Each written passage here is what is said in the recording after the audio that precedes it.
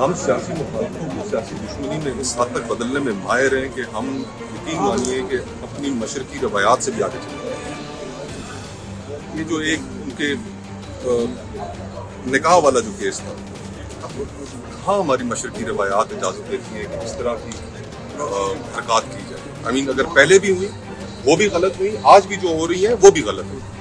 تو ہمیں اپنی سیاست کے اندر ٹھہراؤ لے کر آنا ہے اور کچھ حدود کا بھی خیال رکھنا ہے.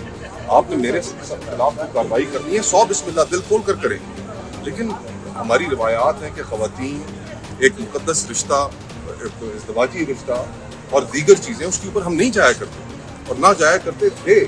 لیکن ہم نے اس حد تک سیاسی مخالفتوں کو سیاسی دشمنی میں بدل دیا کہ ہم چاہتے ہیں کہ ہم اپنے مخالف کا سر ہی اڑا دیں، اس کو تسلیم ہی نہ کریں. اچھا سر، یہ ہم دیکھ رہے ہیں کہ جب بھی معزز عدلیہ کی جانب سے کوئی ریمارکس آتے ہیں تو اب حکومتی رینکس میں کچھ بے چینی ہے، اس کی کاؤنٹر اٹیک کیا جاتا ہے، پریس کانفرنسز کی جاتی ہیں. آج بھی صبح جب سماعت ہوئی بلوچ طلبہ والی، اس کے بعد بیرسٹر عقیل اور بیرسٹر دانی نے پریس کانفرنس کی، کل اعظم نذیر تارڑ نے کی، تو اس سے پہلے سینیٹر فیصل بھٹو نے کی. یہ کیا معاملہ ہے کہ جب بھی عدلیہ کوئی سٹینڈ لیتی ہے تو حکومت کی جانب سے یہ بارہا پریس کانفرنس کی جا رہی ہے؟ دیکھیں، جو لا منسٹر کی پریس کانفرنس تھی، میرا ان سے ایک اچھا تعلق ہے، ہم پیشہ بھی ہیں. ہم افسوس ہوا مجھے ان کی پریس کانفرنس کے. اس پریس کانفرنس میں وہ انٹیلیجنس ایجنسیز کے اسپوکس پرسن زیادہ لگے اور ایک بجائے اس شخص کے کہ جو قانون اور آئین اس کے اندر بلیو کرتا ہو. تو ان کو بھی خیال کرنا چاہیے تھا.